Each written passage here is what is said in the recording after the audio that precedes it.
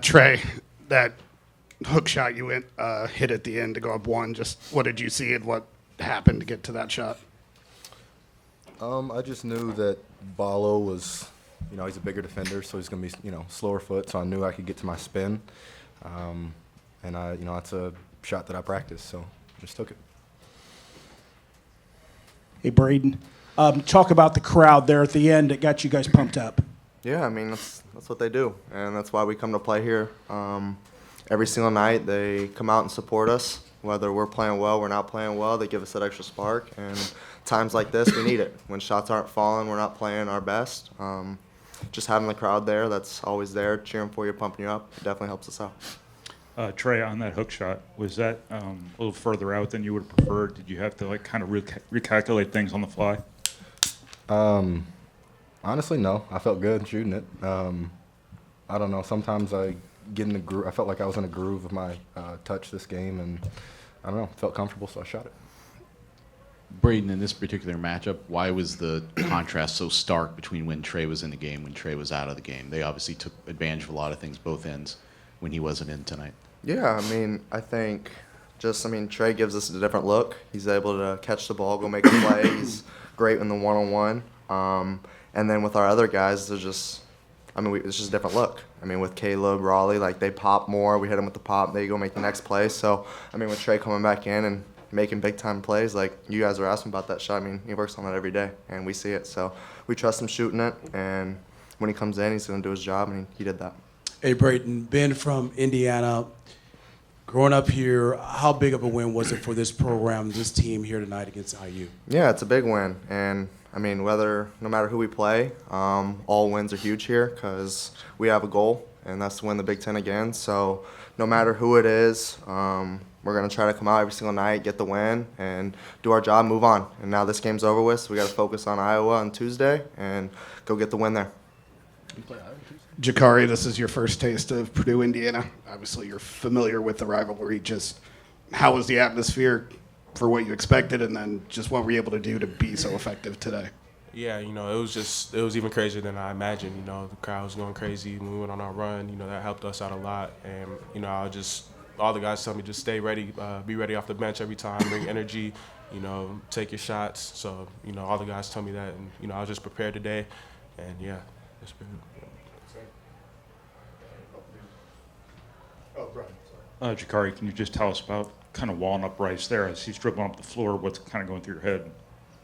Just trying not to let him beat me to the basket and just trying not to foul. Those are the most two important things. If he made that shot over me, he would have made it. I was just trying to do all I could to, make him take a tough shot or have to pass the ball. Tom, go ahead. Braden, you guys made all the plays down the stretch there on both sides of the court to pull the thing out.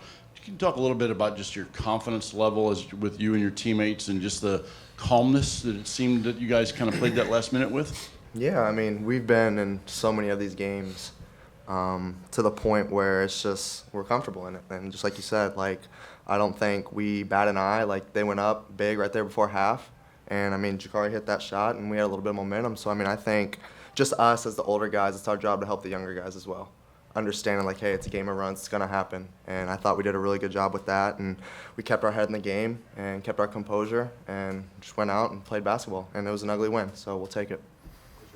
Trey, we talked about the last shot, but it was really just a dogfight between you and Ballo all game. You each had, finished with 4 fouls. Just talk about, that physicality and his, size and everything. You've seen him before, obviously. Yeah, no, he's a really good player, and it's very difficult defending him, especially when he's getting those duck-ins.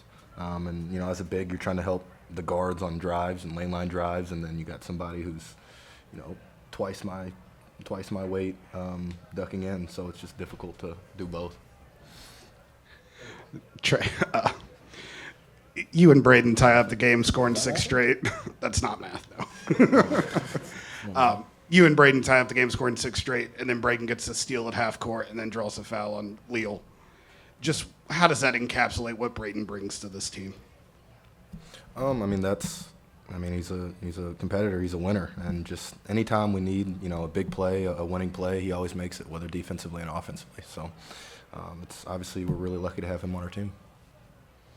Jakari, they were asked about making the key plays down the stretch, and Braden said, we've been in these situations before. You have, but not at this level. How much calmness does it give you? I saw Braden kind of mentoring you while somebody was at the foul line, that these guys have been through it, and they're going to talk you through these games throughout the course of your freshman year. Yeah, you know, they're always telling me, like, I always ask them questions. They're always telling me, like, great information during the game. So, you know, it's really easy when you have them on the court. And, yeah, it's great to play with these guys because, you know, they're very high IQ. They always know what they're doing, what they're talking about. So, yeah, I'm just trying to keep learning from them. Trey, taking on a bigger role this year also means potentially having a more pivotal role in the biggest games of the season. So, and especially maybe as a Southern Indiana guy or guy with some roots down there, what does it mean to you to have this impact in a game, in this rivalry? It means a lot. Some of my high school coaches were Indiana fans, so I'm glad that we got this win and I can talk trash to them, you know, after I get done with this interview. Mike, last one. Trey, start of the second half, I mean, you seem to have a different level of physicality and energy about you. Was that just bottled up from the 2 fouls in the first half, but you seem to come out with a purpose there to start the second half?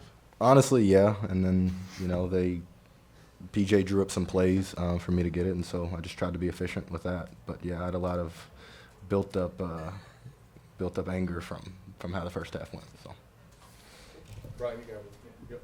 Last one, Brian. Braden, you guys went to that inverted ball screen to start the second half. Had a lot of success with that. What was your approach to screening Ballo?